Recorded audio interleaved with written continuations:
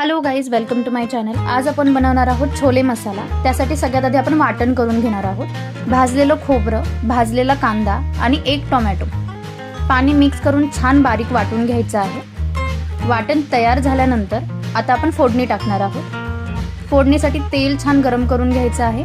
2 चमचे मोहरी, 2 चमचे जिरे आणि कढीपत्ता टाकायचा आहे।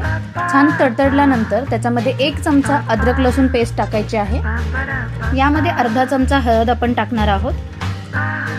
सगळं छान मिक्स करून घ्यायचं आहे। याच्यामध्ये आपण जे बनवलेलं वाटण आहे ते वाटण टाकायचं आहे। वाटणामध्ये आता आपण मसाले टाकणार आहोत।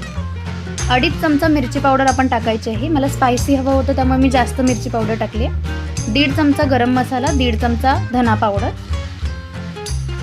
आणि आपण कांदा लसूण मसाला टाकणार आहोत।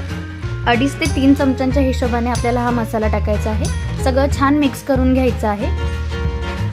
वाफेवरती थोडंसं तेल सुटल्यानंतर जे शिजवलेले छोले आहेत ते आपण त्याच्यामध्ये टाकणार आहोत। तुमच्या अंदाजाने तुम्ही त्याच्यामध्ये पाणी टाकू शकता, किती घट्ट किती पातळ तुम्हाला हवं आहे तसं।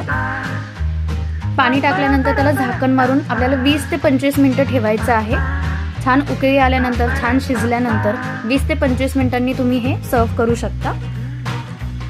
अशा पद्धतीने आपले हे छोले मसाले तयार झालेला आहे। तुम्ही पाहू शकता किती छान टेस्टी आणि सुंदर दिसतोय। रेसिपी आवडली असेल तर नक्की ट्राय करा।